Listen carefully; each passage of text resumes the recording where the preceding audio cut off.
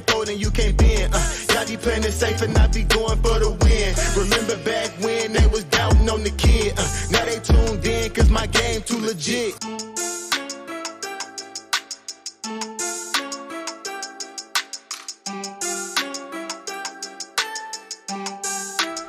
Yo Nation, what's going on? Kyle back with the Fantasy Headliners, and in today's video, we've got a good one for you, ladies and gentlemen. Why? Because we're going to be talking about must-have late round running backs. Now, we see it in the comments sometimes down below. Hey, Kyle, must-have? These guys are must-have running backs? Listen, they're must-have because we got to have them. All right, we're choosing these guys as must-haves because we really want to be getting these guys on draft day for millions of different reasons. All right, and in today's video, we are going to talk about several guys going much later in your draft that you could be targeting for a few different reasons. Maybe you just need some running back depth. Maybe you're looking for a good handcuff. Maybe you play in a deep league, or maybe you play in like a 14 or 16 team league. You have deep benches, whatever it may be. Some of these guys need to be popping up on your radar. All right. And we're going to be going through those guys today. We're going to just tone it back a little bit, right? Jake is absolutely destroying it right now. All the spreadsheets, the formulas, the deep diving stats. He's done some really good videos. You know me, I love those things as well. We're diving deep in these videos.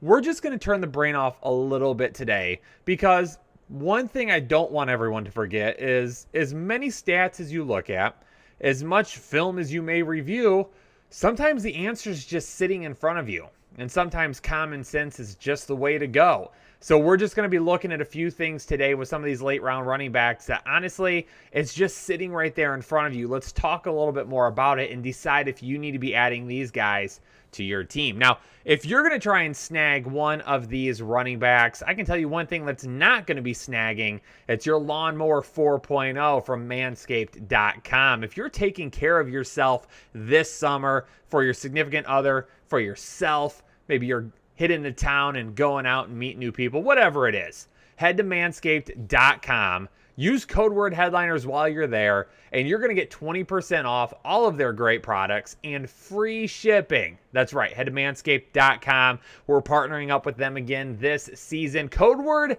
headliners, 20% off and free shipping on any of their great products. Let's go ahead and start jumping right into it, ladies and gentlemen. And a guy that probably frustrated a lot of owners last year, but helped out as well a lot of different weeks. It's Mr. Nyheim Hines from the Indianapolis Colts. Now, here's the thing about Mr. Nyheim Hines. He's a pass catcher, right? That's what we know about him. We know that he is going to be working in PPR and half PPR leagues. That's the big thing at this point. So with Nyheim Hines, all right, we know right now with the injury to Carson Wentz that we're going to be looking at either Sam Ehlinger out of Texas, rookie, or Jacob Eason, who's in his second year, is being the starting quarterback. And if it's a starting younger quarterback, not a whole lot of experience, they could be leaning on somebody out of the backfield as a pass catcher, maybe a little bit more than what Carson Wentz would have. So Nyheim Hines, Jonathan Taylor, he's going to do just fine, ladies and gentlemen. I'm not bashing Jonathan Taylor at all. But Nyheim Hines in a half PPR and a PPR format, if you need to say start 3 running backs, or maybe if you have 2 flex spots, maybe if it's deeper rosters, Nyheim Hines with an ADP of 11.05 is going to be great. Now, last season, he finished 3rd among running backs in 3 pretty large receiving categories. 75 targets, 64 receptions, 482 receiving yards. So as a pass catcher, we know that Nyheim Hines was working last season for a lot of people. He was used in the red zone as well. And this is one thing that I think a lot of people don't look at Nyheim Hines and say, he's not a red zone guy. Jonathan Taylor's going to be down there when they get closer to the goal line and things of that nature. But he had 12 red zone targets and 9 red zone receptions last season, both of which were among the top 10 at the running back position as well. So last season in this offense, when they got closer to the goal line, they still kept Nyheim Hines in there quite a bit. So don't necessarily just count him out and say, hey, this is a guy that he's not going to get a whole lot of looks in the red zone. He is. They will use him in those pass catching situations when they get down inside the 20. I mean, he had 0.41 points per snap last season, 11th among running backs, and he had 1.05 points per touch last season, 9th among running backs. And the one thing, too, when we talk about Nyheim Hines, Jonathan Taylor going in the first round, we're talking about snaps, right? Like, how many snaps are these guys playing? Well, last season, it may have actually been a little bit closer than what you would have imagined. Jonathan Taylor was playing 34%. It was getting 34% of the running back snaps per game, and Nyheim Hines was getting 25%. So these guys both were getting in and out of there quite a bit. Nyheim Hines wasn't just going to the bench and staying there. And also the percentage used. So when I talk about percentage used when it comes to snaps, this is how many times they were on the field for a snap, and they were the main target of that snap. So either they had a rushing attempt, they had a reception, or they had a target. Their percentage used, okay? So 53% of the snaps that Jonathan Taylor was on the field last year, he was the target. Again, targeted in the passing game, reception, or he was a guy that was, given the ball on the ground. So it's only 25% for Nyheim Hines. 34 to 25. So Nyheim Hines, percentage use, only 9 percentage points less than what Jonathan Taylor was. And then also when you look at points per snap, we said that Nyheim Hines was 0.41. That was 11th highest in the league among running backs. Jonathan Taylor was at 0.45 points per snap. So when you look at Jonathan Taylor, he wasn't even that far ahead as well. And again, none of this is to disparage Jonathan Taylor or to tell you not to draft him or anything like that. This is just to tell you that Nyheim Hines is kind of a forgotten soul for a couple different reasons. Number one, Jonathan Taylor's firmly established as that RB1, right? He's got a first-round ADP. People are spending a pretty hefty pick on him. When that happens, you don't typically take a look at the backup running back. But with Nyheim Hines, you got to do that, okay? Because point number two is Nyheim Hines is still getting on and off the field. He's still being used. But he was a little bit of a headache last season, right? There were some games last year where we're like, Nyheim Hines is going to be a smash here. They might be trailing, whatever it might be, and Hines just didn't end up pulling through. But we got to put some of that behind us and realize going forward, Nyheim Hines is going to be a guy that, again, maybe you start 3 running backs. Maybe you have deeper benches. Maybe you have 2 flex spots. Maybe it's a PPR league. It doesn't matter. That's why these guys are must-have for me, because these are guys, when we get deeper and deeper and deeper into drafts, I have got to be getting my hands on them. All right, let's move on to a guy who for the past year has basically been out of sight, out of mind. And it's Rashad Penny of the Seattle Seahawks. Now, some of you might be looking at me right now and being like, Kyle, what are we doing? Why is Rashad Penny's name showing up in this video? Well, let's talk about Rashad Penny a little bit more, okay? Former first-round pick, right? This is a guy who first-round draft capital was used on. And they have declined his 5th-year option. So we are heading into, as of right now, the final year of Rashad Penny in Seattle. For me personally, I don't believe Seattle is just ready to say, man, we whiffed on that pick. No, Rashad Penny is going to be used in this season. They are going to want to get what they can out of him this year. And if it doesn't work, it doesn't work. They move on from him and it's over with. But with Chris Carson, maybe they say, hey, Rashad Penny really showed out this year. We got to bring him back. We got to sign him to extension, whatever it may be. We're looking for a healthy 16 games from Rashad Penny this year. Now, he did get hurt. You know, he ended up tearing his ACL, missed basically all of 2020, right? Came back for the final 3 games of the season. Didn't get a whole lot of pull, but he wasn't supposed to. He was just kind of working his way back in. But in 2018, his rookie year, and then 2019, his sophomore season in the NFL, he was a guy that you could see the potential there, okay? Played in 24 games between the 2 seasons, 150 attempts, 789 rushing yards. That comes out to 5.26 yards per attempt. Rashad Penny is an explosive runner. He is a guy, when he touches the football, he can do a lot of different things. We just haven't had a chance to see that from him yet. Why? Well, number one, because Chris Carson has a bunch of, I don't know, weird pictures of Pete Carroll stashed somewhere. And he said, hey, I'm leaking these online, all right? I'm going to leak these online if you don't keep giving me touches. And that's why Chris Carson, who has had just disastrous fumble numbers a couple of years in the league, continues to get touch after touch after touch after touch. I was hoping that they would not bring Chris Carson back this year and make Rashad Penny the lead guy, but instead they brought Chris Carson back, 2-year deal, and then Rashad Penny's 5th-year option was declined. That doesn't mean that Rashad Penny still can't be used or isn't going to be a guy that getting in the 17th round, you might not have some use for later on, okay? Good handcuff, especially if you own Chris Carson. Now, in a lot of leagues that have really shallow benches, it's tough to draft a guy like Rashad Penny because you're going to have guys with standalone value like Nyheim Hines, right? He's a guy where if you own Jonathan Taylor, you don't necessarily need to pick him up. And if you don't own Jonathan Taylor, you can still use Nyheim Hines probably in some certain weeks. Rashad Penny is probably not going to have a whole lot of standalone value. If Chris Carson goes down now, we've got a guy who is definitely going to be in an RB2 situation, a guy that is going to be anywhere from that probably 13 to 24 range in terms of weekly fantasy points. And that's why we want to try and grab Rashad Penny if you're in those deeper leagues or if you own Chris Carson. Now in 2019, Rashad Penny did average 0.49 fantasy points per snap. That put him tied 6th in the NFL. And then 43% of the yards that he picked up in 2019 were on runs that were 15 or more yards. That was 10th most in the league. So Rashad Penny, again, as I mentioned at the top of this conversation here, Rashad Penny is an explosive runner. He is a guy, when he finds a hole, he is going to hit it, and he is going to hit it hard. Now, Jake, if you're watching, stop snickering. Pay attention to the rest of the video. Get your mind out of the gutter.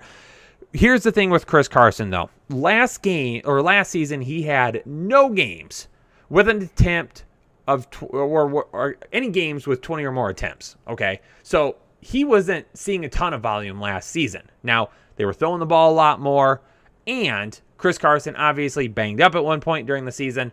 Kind of helped brought that back down too. He also didn't have any games where he rushed for 100 or more yards, which seems really weird for a guy right now that a lot of people are like, I want him as my RB2. Again, this is not against Chris Carson. My concerns about Chris Carson have always been the same thing. He, at one point in time, fumbled way too much, and he's always had some nagging injury issues that have seemed to maybe not keep him off the field, but limit him throughout the week and then give us heartburn all week long. The Seattle Seahawks have said they want to make a commitment to get back and running the ball more often. Okay? This is the last year for Rashad Penny. If they are going to use him, it is going to be this year. They are going to want to get what they can out of him. And then, like I said, if it doesn't work out, they move on. No harm, no foul. If it works out, though, the former first-round pick is probably a guy they're going to want to keep on the roster. This is the year to find out what they have in Rashad Penny. Let's head over to a running back that's going to be backing up a second-year guy who's coming off a season where, listen, it got out of control at the beginning of the year. You know who I'm talking about, right? Okay. CEH last season, his ADP was absolutely insane. We told all of you time and time again, we're not drafting CEH in the first round. It is not happening. But this year, it's starting to come back down to earth. He's going in like the 3rd round right now, maybe late 2nd, depending on your league. And with CEH, I like him this year. I really like Clyde Edwards-Helaire this year. I've always liked CEH, but last year wasn't the year for it to happen. But even with that being said, Darrell Williams going in the 16th round is definitely a guy that you don't want to forget about, especially if you own CEH. This is one of those scenarios, again, where we are targeting Darrell Williams late if we own CEH. Now, are you going to draft him if you don't own CEH? No, I'm going to advise you against that. But in a lot of mocks I've done, I've been trying to grab CEH, and then I will back him up with Darrel Williams later on. If I can say get like a Myles Gaskin, and then I get, like a Michael Carter. Darrel Williams is like my RB5, is perfect because there are some concerns about CEH. Listen, is CEH going to be able to take a step forward? That's the biggest question right now. On 9 attempts last season within the 5-yard line, he scored 1 time. That's not a very good conversion rate. We saw it, right? There were games where they were handing the ball off to him, maybe not even with inside the 5, but at the goal line, maybe at the 6 or something like that as well. They were handing the ball off to him, and he was doing nothing. He was getting stuffed at the goal line. Those short yardage situations last year, he just didn't excel in. CEH is much better when he's in the open field. So Darrel Williams is a guy that in those short yardage situations, within the 5, maybe within the 10, we're going to be seeing this guy on the field a little bit more often. And really on a per touch basis, CEH wasn't that good last year either. I mean, he was tied for 35th in fantasy points per snap at only 0.32, and he was tied for 44th in fantasy points per touch with 0.81. So again, on a per touch basis, he just wasn't that great last season. But he's going to hopefully take a step forward this year. And if he doesn't, or if he experiences an injury, I mean, he got hit hard at the end of last season, and it took a little bit for him to really get healthy again. Darrel Williams is a guy that can potentially step in right away and help you out if you're missing CEH for a significant amount of time. Don't forget, Le'Veon Bell is gone. Le'Veon Bell was on this team last year. I think a lot of people forget that because really, Le'Veon Bell's performance was pretty forgettable, right? Nobody was interested. But Le'Veon Bell had 270 snaps played last season. So Darrel Williams could potentially add those 250 to 300 snaps this year, especially if he's used more, because, I mean, he showed up on a limited basis last year when he kind of stepped in there towards the end of the season. He was used a little bit more than Le'Veon Bell a couple of times. I mean, he helped. I mean, he looked like a guy that was ready to help this team win. I mean, you don't hear much about Darrel Williams, but when he gets the football, he's a guy that's committed to helping. He's a decent NFL running back. I mean, he's not like a lot of these other guys that we see backing up where it's like Darrel Williams could probably start on a few different teams. But he's behind CEH, a first-round pick, and this year, I think he can help. And if CEH goes down for any reason, or if CEH just isn't cutting it, and now we start to see CEH move more towards a pass-catching work, or maybe we see him playing a little bit more, in situations where they're down or they're needing to do hurry-up offense. Or Darrel Williams is a guy who could end up getting enough touches that we start seeing more of maybe a 60-40 split with CEH on the field 60% of the time and Darrel Williams being a guy that maybe they put on the field towards the end of games. A garbage time running back, right? A guy, if they're up by a couple of touchdowns, he's the one getting the work. And that's why if I own CEH, I'm grabbing Darrel Williams. Or if you don't own CEH and you're in a really deep league, Darrel Williams is not a bad name to stash. Another name that might not be bad to stash as well, Jake has talked about a couple of times in other videos already, and it's Wayne Gallman, who is now with the San Francisco 49ers. Yeah, they have Trey Sermon, and yeah, they have Raheem Mostert, but Wayne Gallman is not 21st round. 21st round for Wayne Gallman. And here's the thing, Raheem Mostert, he's only played 16 games one time in his career. I mean, we're talking about a previous special teamers that since his move to San Francisco and Kyle Shanahan's offense has flourished a little bit, but he's not a running back that's a workhorse by any means. He was banged up last year. He's never played 16 games, he's only played 16 games one time in a season. So Wayne Gallman is definitely a guy that if you have deeper rosters, you stash him late. If Mostert were to go down with an injury, maybe Trey Sermon just isn't really, isn't on all cylinders right away. Maybe it takes Sermon a little bit of time to get going. Maybe we don't see him till the back half of the season. Wayne Gallman is a guy that's probably going to make it through a lot of drafts. You can take him like in the last round or get him on waivers right before the season starts if you had any injuries or anything like that. Last year, I love this, right? For those of you that own the draft guide, the dynamic running back rating, yards after contact. I love it, right? I love running backs who aren't going down right away, who are always fighting for that little bit extra, because that little bit extra could be the difference between a win or a loss on our fantasy record, right? 3.63 yards after contact per attempt. That was 4th in the NFL. That's pretty darn good, ladies and gentlemen. Gallman is a guy that does not go down very easily, and he showed that last year. 0.18 avoided tackles per attempt, so he's not nearly as sly as what maybe Raheem Mostert would be. But, I mean, that was 21st out of running back, so it wasn't awful by any means. It wasn't great, but it's kind of right there, you know, a little bit lower than the middle. But those yards after contact, right, even if he's not avoiding all those tackles, he is a guy that's... he's moving forward. He's not stopping. He's not going down. 2020, he had career highs in basically every rushing category that you could find. Stepping in for Saquon Barkley quite a bit after that injury. Gallman was a guy that really ended up helping out a lot of fantasy owners last season. Going back to really why we're talking about Gallman, it all has to do with this offense. Kyle Shanahan has just a great ability to utilize players to the best of their ability and put them in situations to succeed. And we've seen all type of running backs succeed in this 49ers offense with Kyle Shanahan.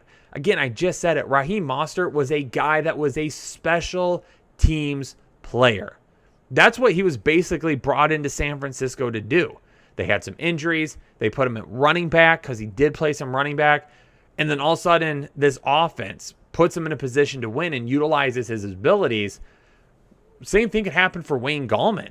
I mean, Wayne Gallman was successful last year with an okay, at best, offensive line in New York, an inconsistent Danny Dimes, and a play caller, right? And Garrett. So imagine what he could do here with a better offensive line. You know, I mean, if it's Jimmy G, maybe he's not that much better than what Daniel Jones is, but maybe Trey Lance at some point this season. But it's all about Kyle Shanahan and this offense, and he will absolutely put Wayne Gallman in a position to win. If you miss out on any of the San Francisco running backs and you're getting towards the end of your draft and you're like, I need depth. I need guys that I can put on my bench that I could potentially use at some point this season. Wayne Gallman is a guy that towards the end of your drafts, I would really encourage you to take a look at. The final guy we're going to take a look at today. Okay, as a Joe Mixon truther, you're probably wondering, Kyle, why are you bringing up Samaje Perine, right?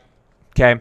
Yes, in a very limited exposure last season, Perine wasn't that awful, all right? Perine was decent at times. 301 yards on 63 attempts last season, which gave him 4.8 yards per attempt. He's going in the 24th round. Probably for a majority of you watching this video, he's going to go undrafted, right? You're going to be able to get him wherever you would like to. But Joe Mixon is not injury prone in any way, shape, or form. And actually, if you would have seen my video last season, the one thing that I did try to hammer home about Joe Mixon that unfortunately didn't turn out to be true, he was actually one of the most durable running backs that have been in the league over the past several years. In fact, out of all of the running backs going in the first round last year, Joe Mixon had the least amount of games missed up until getting hurt last season. But how's that going to transition to this year? I mean, he seems to be fully healthy, but what if he does go down again? Okay, what if he does get hurt again? We're going to need some backup there. So, Samaje Perine, you're probably not running out to add him right now. And even if you were to grab him, again, in much deeper leagues, we've been getting a lot of requests from people saying, I play in 14-team leagues, I play in 16-team leagues. So if you're someone that plays in 8, 10, 12-team leagues, you're not drafting Samaje Perine. It's probably not going to happen. But we want to make sure we're touching base on as many people as we can for as many type of leagues and as many different roster types as we can. So even if you don't play in those deeper leagues, there are people out there who do. And if you're somebody that plays in those deeper leagues, Samaje Perine, we're going to grab onto him, okay? Especially if you own Joe Mixon. I like Chris Evans. Chris Evans is going to be the new pass catcher, right? That's really what he accelerates at. While Chris Evans was at Michigan, he was a wide receiver turned running back. But Chris Evans is also a guy that is not built to take on an entire workload in the NFL. So if Joe Mixon were, missing games due to COVID is still going to be something that could happen this year. What if that happens to Mixon? What if he tests positive or is a close contact and ends up missing a game on a Sunday? And that's why deeper benches are always a great idea, especially after last season and again this year as we still have COVID protocols. What if Mixon does miss a game? What if Mixon misses multiple weeks? What happens at that point? Perine's going to be the guy that's going to take over on a much broader basis, is getting those touches on the ground while they kind of work Chris Evans into the mix. So again, much deeper leagues, we're going to be taking a look at Perine. A lot of you probably won't be drafting him, but he's definitely someone to have on your radar if you own Joe Mixon and something were to happen to him at some point during the season. But ladies and gentlemen, that's it for today's video. Thanks so much for tuning in. I appreciate everybody. If you enjoy the content, you got to hit that like button down below for me. If you're new here to the Fantasy Headliners, you got to hit that subscribe button. And don't forget as well, leave a comment down below. Of all the guys I listed today, who are you trying to get your hands on the most? Ladies and gentlemen, I'm going to get out of here. Stay safe, stay healthy, and I'll catch you all in the next episode of the Fantasy Headliners.